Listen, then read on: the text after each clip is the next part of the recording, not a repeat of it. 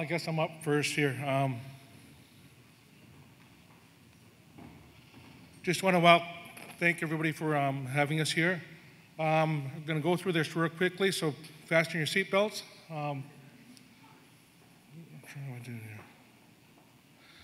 Just so you get a sense of where we're at in Ontario, we're right at the heart of the Great Lakes here on Lake St. Clair. We're Anishinaabe people, part of a larger nation of people that surround the Great Lakes. And there's a scene looking over where the waters divide. We call our community Bikejanon. We have nearly 70 species at risk. A lot of habitats within our delta here. Forest, and I'm not mentioning the coastal wetlands that we have. We have about 17,000 acres of that. Our traditional homeland, part of Ontario. We also, our homelands in Michigan and Ohio. We're going to talk a bit about some prairie restoration, so just going to show you some prairie scenes. It's a prairie at Walpole, how we manage it, some traditional and cultural ties, some medicines, and some diversity. So our small weight lady slippers, there's about 10,000 of those orchids in that field. Some more diversity, prairie grasses, prairie dock. A young one took this photograph in 2006. Some more diversity, and they're about that size. Some quail,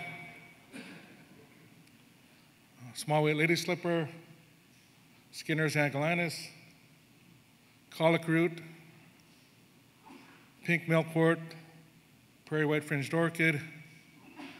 Well, that's just some of the species that are found there. We have 5 major ecosystems: coastal wetlands, oak savannas, tallgrass prairie, deciduous forests, and also coastal wetlands and waterways. I'm going to touch a bit about an organization that we started about 5 years ago. It's the Wapalan Land Trust, and go through some of the projects that we've done. So our first one is actually to protect one of our ecologically significant tallgrass prairies. That's called Potawatomi Prairie. And with support from some corporate partners and generous private donors, we were able to protect this. Second project is a Marsh restoration project that we have on St. Anne Island, one of our islands. And we got some partners here that are helping us get this moving. It's a wetland there.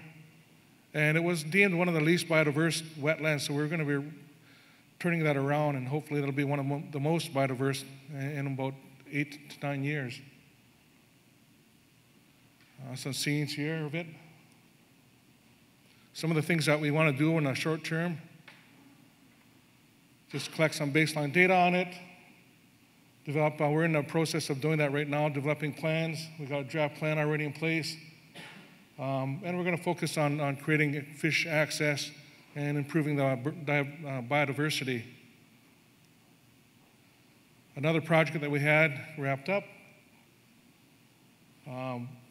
another prairie savanna system, very significant, a lot of rare species at risk, cultural species. And we were able to protect it with some corporate sponsors and as well as individual donors. And we're working with our community. Just some recognition of their contributions. Connecting with our youth in different ways through education, outreach, communications. Doing stewardship activities, getting them involved in different programs, international programs like Monarch Watch. This one here, we're looking at some prairie habitats that hasn't been burnt in about 6 or more years. So we're looking at trying to restore that You see a lot of different tree species popping in. So we mapped that this year. Oop, a little bit too fast. We're also trying to get into the school and bring the kids outdoors. It's really important to get them outside, not necessarily just talk at them inside the classroom. So we try to do that as often as we can. More connecting, taking school groups out. Sharing information with our community. So this is just a couple years of what we call our fall fairs, which happen in September. And we are also facilitating sharing of knowledge amongst individuals in our community. This is a workshop that we had on sweetgrass and making sure people understand the cultural significance of it, as well as how to harvest it properly and respect that species. Another big thing that we've been doing over the past 2.5 years is something we call ecosystem circles, where we focus on facilitating dialogue with our community, having open venues to talk about things that they're concerned about. And we focus on action, not just kind of talk about the issues, but figure out plans on how we deal with issues that are concerned to people in the community. Thank you.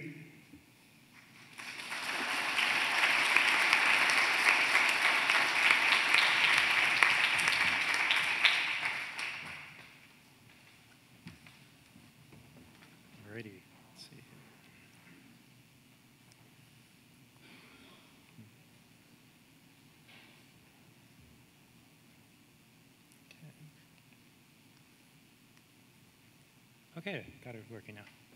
Okay, so my name is Jared Macbeth. I'm the project review coordinator for Walpole Island First Nation. So one of the things that I do is basically work with the concept of the duty to consult and accommodate First Nations.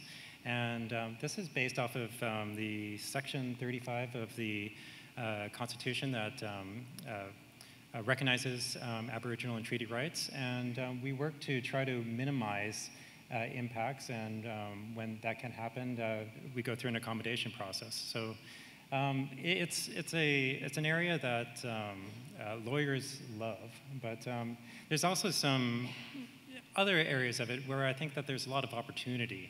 And it's more in the terms of reconciliation, like how can we have a better understanding between First Nations and non-First Nation communities, and to work together with industry and government to really build that better relationship. So here's an image of the, just to show you a little bit about what the traditional territory of Walpole looks like on the Canadian side. You have Walpole Island circled there, and these are all different treaties that Walpole entered into, I would say from 1790 to 1827. And it comprises quite a large area, but it's important to know that all this land was and is still being used. A lot has changed. Here's another image of the area. A lot has changed over the last 200 years, and as you can kind of see here, a lot of development has happened. And you can see Walpole, like this big burst of green over there. I mean, this is a Landsat image, so it's falsely colored, but you see like the area is a lot of intense habitat is there, but looking off, over into the more Chatham area, to the other side of the lake, you're not seeing as much habitat. And this is something that really concerns us. One of the Aboriginal rights that we look into is the right to hunt, fish, gather, use the land in a traditional manner. And when there's no habitat, there's no way to actually exercise those Aboriginal rights. So a lot has happened, like I said, in the last 200 years, and some of the studies that we're looking into is what has changed in the last 200 years. And like as far as hunting goes, I mean, in this area, like less than 200 years ago, big game was being hunted. Bears were being hunted in this area. That didn't take too long before that stopped. So one concept that we work with is the idea of 7 generations. So the actions that we do today, we should be looking 7 generations, into the future, and trying to make the best decisions based off of these generations. And And I would say that I wish 200 years ago that some better decisions were being made, but that was in the past, this is now, and we need to look forward and try to promote habitat protection and creation and stewardship. So let me move on here. So one of the things, and actually back to the other slide here, like we're not just concerned about the habitat on Walpole. It really is a traditional territory perspective. So one of the areas and one big project that we've been working on is with the on the Windsor-Essex Parkway, now the Herb Gray Parkway, and down in the Windsor area, and that's also a very important part for prairie. So you have the Ojibwe Prairie Complex down there, and we're really concerned about the health of that ecosystem as well. So as Clint mentioned, we have like over 70 species at risk on Walpole. I kind of think of it as a bittersweet scenario. Like in 2007, we had 52, and we put them on a deck of cards and handed it up. People really seemed to like them, and then like just every year, more and more species at risk. And I think that's just a testament of what's going on around us, and it's frustrating.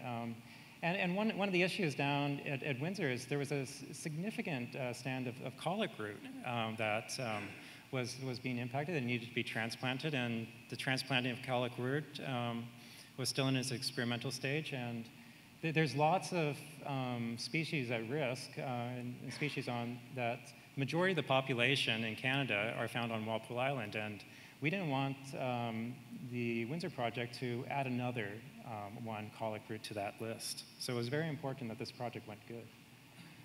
Here's a prairie on Walpole Island, and it's a little hard to make out, but you see these little white stalks kind of in the upper right-hand corner, and that's colic root, and this is a very nice prairie, and it's been utilized for generations of people like on the Walpole exercising their traditional rights, gathering medicines in the area.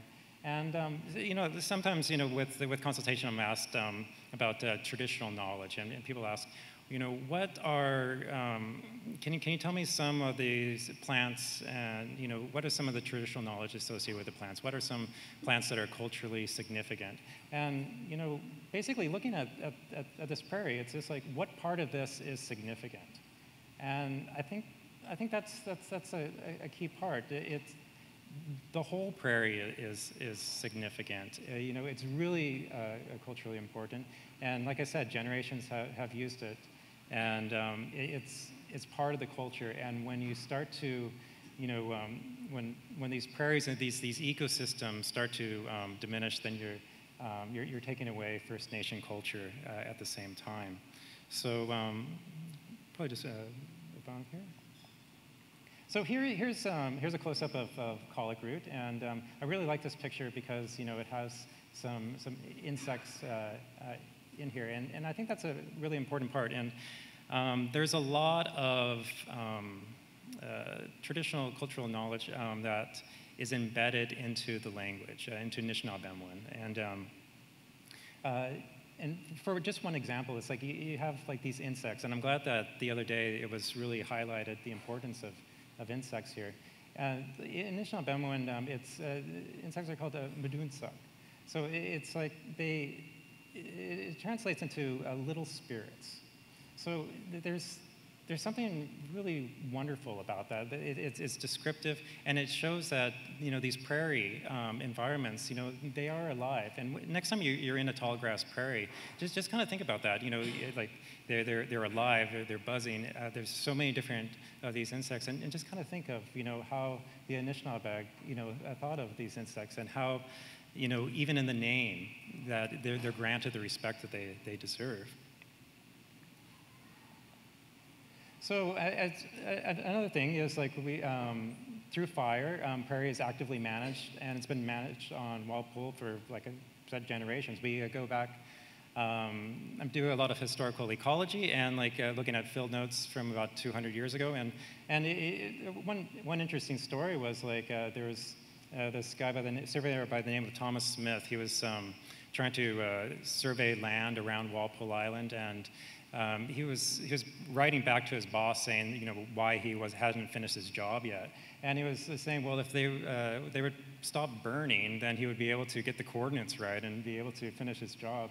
So there's evidence of burning on Walpole Island, written evidence for, the past couple hundred years, and oral history goes back way further. So this is, see the guy on the left, that's my brother-in-law practicing his traditional ecological knowledge on our front yard, and really restoring it to the glory that we'll see in the summertime. And even just thinking back to Anishinaabe, like the word for prairie is very descriptive. It's mushkuda. It's like where the fire has gone through. So even the word itself for prairie has like the information on how you're supposed to manage it. And so here's a prairie not too long after it's been burned, and then it continues on to regenerate. So let's see here. So traditional knowledge of work. I really like hummingbirds, so I put them on everything. So one of the things that we've been doing, as Clint was mentioning, was ecosystem circles. So we believe that the best place to store traditional knowledge is within the community themselves. And one of the greatest risks to these, I call them endangered ecosystems instead of species at risk, is to help transmit that traditional knowledge within the community itself. And we've been really working hard on that, and also we've been really fortunate with the Windsor-Essex Parkway project, and that this has been a great opportunity, and it's been a great collaboration where we basically have had a willing proponent, which was the MTO, specifically Barb and Joel, you've been wonderful in all this, and progressive policy in Ontario, which has just allowed for Aboriginal procurement policy, and a great group of individuals from Walpole Island that comprise the transplanting team, and Eric's going to talk a lot more about that. But I would just want to leave you with the fact that the best way to incorporate traditional ecological knowledge into a project is to hire First Nation individuals that have that traditional knowledge, and they can apply what they know to the project. So I encourage everybody to reach out to First Nations, work with them early, often. You're going to have not only is a good policy, promotes reconciliation, but you're going to have a better project in the end. Miigwech.